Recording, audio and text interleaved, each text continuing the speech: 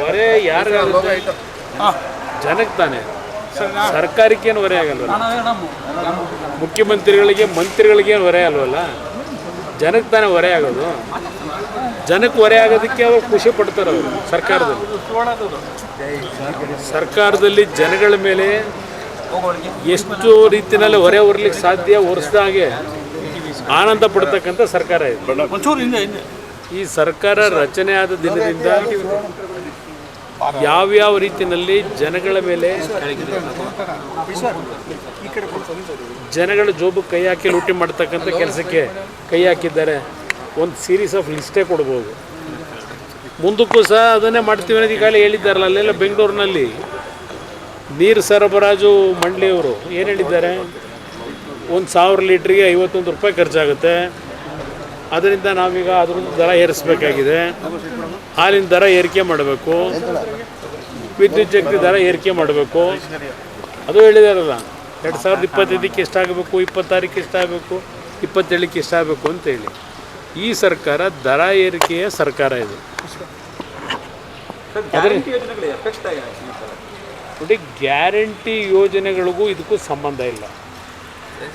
ಇವರು ಗ್ಯಾರಂಟಿ ಯೋಜನೆಗಳನ್ನು ಘೋಷಣೆ ಮಾಡಿದಾಗ ಚುನಾವಣೆ ಹಂತದಲ್ಲಿ ಇದರ ಸಾಧಕ ಬಾಧಕಗಳನ್ನೆಲ್ಲ ಏನಾಗ್ಬೋದು, ಸರ್ಕಾರದ ಮೇಲೆ ಹೊರೆ ಏನಾಗ್ಬೋದು, ಅದೆಲ್ಲ ಲೆಕ್ಕಾಚಾರ ಮಾಡಿರ್ತಾರೆ. ಈ ಗ್ಯಾರಂಟಿ ಸ್ಕೀಮ್ನ ಅವರು ತೀರ್ಮಾನಕ್ಕೆ ಬಂದು ಜನಗಳ ಮುಂದೆ ಇಟ್ಟಾಗ, ಹೀಗೆ ಸಿದ್ದರಾಮಯ್ಯನವರೇ ತಾನೇ ಅದರಲ್ಲಿ ಸೈನ್ ಹಾಕಿರೋದು.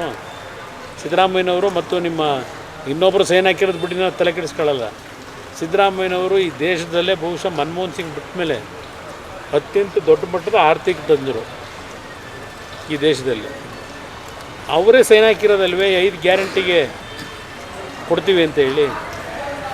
ಅದನ್ನು ಅವರು ಸೈನ್ ಹಾಕಬೇಕಾದ್ರೆ, 5 ಗ್ಯಾರಂಟಿ ಘೋಷಣೆ ಮಾಡಬೇಕಾದ್ರೆ ಇದರ ಸರ್ಕಾರದ ಮೇಲೆ ಬೀಳ್ತಕ್ಕಂಥ ಖರ್ಚು ವೆಚ್ಚಗಳ ಬಗ್ಗೆ ಅವ್ರಿಗೆ ಮಾಹಿತಿ ಇಟ್ಕೊಂಡೇ ಮಾಡಿರ್ತಾರೆ.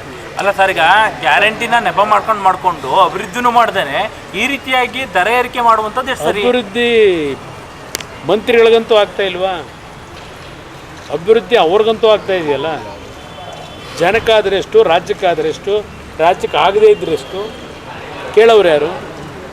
ಅವರ ಅಭಿವೃದ್ಧಿಗಳು ಭಾಳ ಯಥೇಚ್ಛವಾಗಿ ಖುಷಿಯಾಗಿ ಮಾಡ್ಕೊತಾ ಇದ್ದಾರೆ. ಪ್ರತಿಯೊಂದಕ್ಕೂ ಪರ್ಸೆಂಟೇಜು. ನನಗೆ ಮೊನ್ನೆ ಯಾರು ಹೇಳ್ತಾ ಇದ್ರು, ಈ ವರ್ಷ ಕೊಟ್ಟಿರೋದೇ ಆಶ್ರಯ ಮನೆ ಬಹುಶಃ 5,000-6,000 ಕೊಟ್ಟಿರ್ಬೋದು. ಅದಕ್ಕೂ ಸಹ ಪರ್ಸೆಂಟೇಜು ನೆನ್ನೆ ಕೇರ್ಪೇಟೆಗೆ ಹೋದಾಗ ಹೇಳ್ತಾಯಿದ್ರು. ಆಶ್ರಯ ಮನೆ ಅಲಾಟ್ಗೂ ಹಿಂದೆ ಏನೋ PDOನೋ PDOನೋ ಅದೆಂಥದ್ದು ಮನೆ ಅಲಾಟ್ ಆಗ್ಬೇಕಾದ್ರೆ ವಸೂಲಿ ಮಾಡೋಣ ಅಂತ ಹೇಳೋರು ಹಿಂದೆ. ಈಗ ಅಲ್ಲಿ ವಿಧಾನಸೌಧದಲ್ಲೇ ವಸೂಲಿ ಶುರುವಾಗಿದೆ ಅಂತಾರಲ್ಲ. ಆಶ್ರಯ ಮನೆ ಕೊಡೋಕ್ಕೂ ಆಶ್ರಯ ಮನೆಗೂ 12,000 ರೂಪಾಯಿನೋ ವಸೂಲಿ ಮಾಡ್ತಾರಂತೆ. ಇದೇನಪ್ಪ, ನೆನ್ನೆ ನನಗೆ ಬಂದಂಥ ವಿಷಯಕ್ಕೆ ನಾನಂತೂ ಅರ್ಜಿಯನ್ನು ಹಿಡ್ಕೊಂಡು ಹೋಗಿಲ್ಲ ಸರ್ಕಾರದ ಮುಂದೆ. ಶಾಸಕರುಗಳು ಹೇಳೋದು, ನಾನು ಹೇಳೋದಲ್ಲ. ಅದರಿಂದ ಅವರು ಸಂಪತ್ತು ಭರಿತವಾಗಂತೂ ಇದಾರಲ್ವ.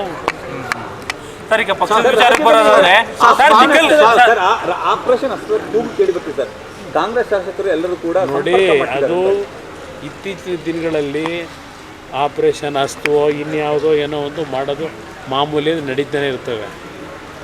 ಅದಕ್ಕೆ ಸೊಪ್ಪು ಹಾಕ್ಬೇಕಲ್ಲ. ಹೌದು, ನಮ್ಮಲ್ಲಿ 18 ಜನ ಶಾಸಕರಿದ್ದಾರೆ. 18 ಜನ ಶಾಸಕರು ಒಟ್ಟಾಗಿದ್ದಾರೆ. ಅದನ್ನು ಮೊನ್ನೆ ಹರೀಶ್ ಹೇಳಿರೋದು. ಹಲವಾರು ರೀತಿಯಲ್ಲಿ ಒತ್ತಡಗಳಾಗ್ತಾ ಇರೋದು ನಿಜ.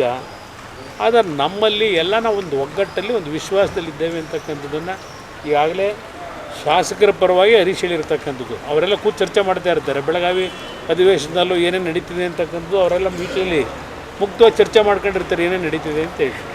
ಅದನ್ನೇ ಮೊನ್ನೆ ಹರೀಶ್ ಹೇಳಿರೋದು.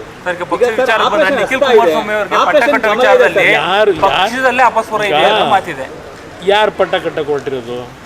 ಮಾಧ್ಯಮದ ಸ್ನೇಹಿತರು ಪಟ್ಟ ಕಟ್ಟಕ್ಕೆ ಹೋಗಿದ್ದೀರಿ. ಈಗ ನಾನೇನೀಗ ಅವ್ರನ್ನ ಅಧ್ಯಕ್ಷ ಮಾಡ್ತೀವಿ ಅಂತ ಹೇಳಿದ್ವಾ ನಿಖಿಲ್ ಕುಮಾರಸ್ವಾಮಿ ಅವ್ರನ್ನ?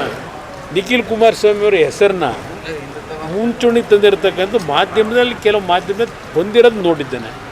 ನಮ್ಮಲ್ಲಿ ಇನ್ನೂ ಚರ್ಚೆಗಳೇ ಆಗಿಲ್ಲ. ಇನ್ನೂ ಸಾಂಸ್ಥಿಕ ಚುನಾವಣೆಗಳಾಗಬೇಕು ಪಕ್ಷದಲ್ಲಿ.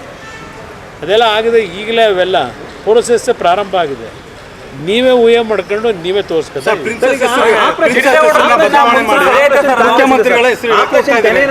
ಶಿವರಾಮನೇ, ನಾನು ಬ್ರದರ್ ನೀವು ಒಳ್ಳೆ ಪ್ರಶ್ನೆ ಕೇಳಿದ್ರಿ.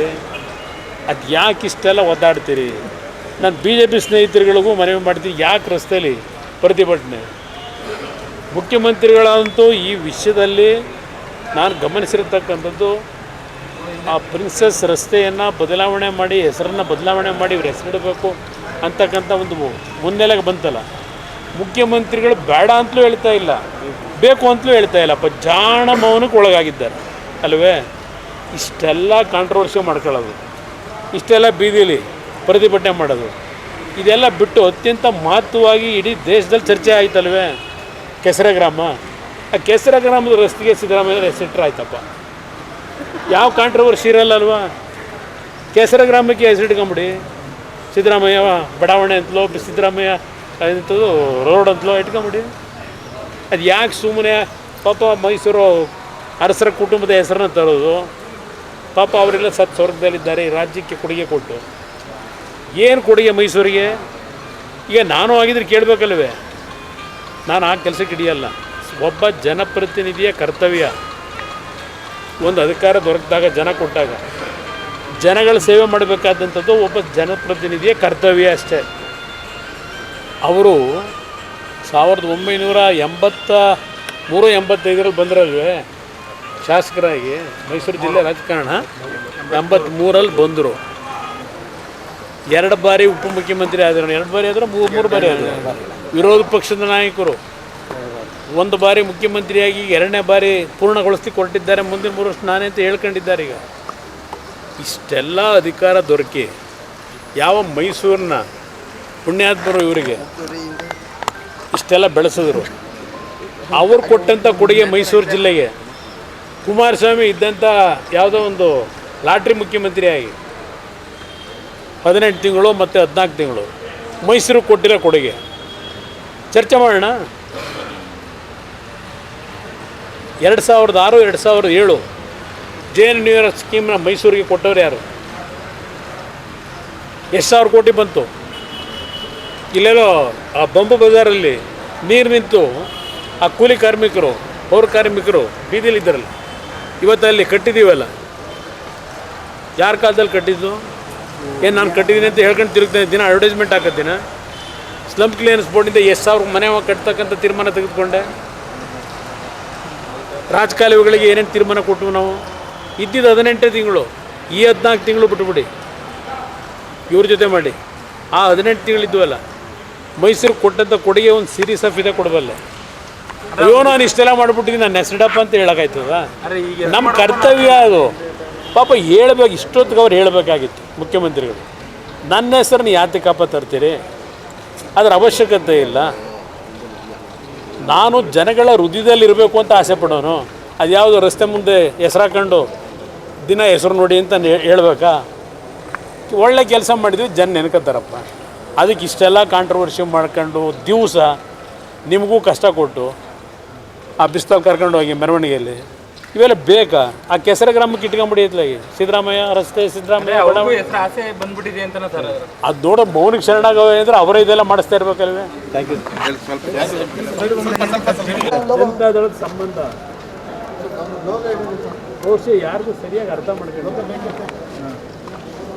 GT ದೇವೇಗೌಡರು ಜನತಾದಳದ್ದು ಯಾವುದು ಬೆಳೆಸೇನಿಲ್ಲ, ವಿಷಯದಲ್ಲಿ ಚರ್ಚೆ ಮಾಡಿದ್ರು.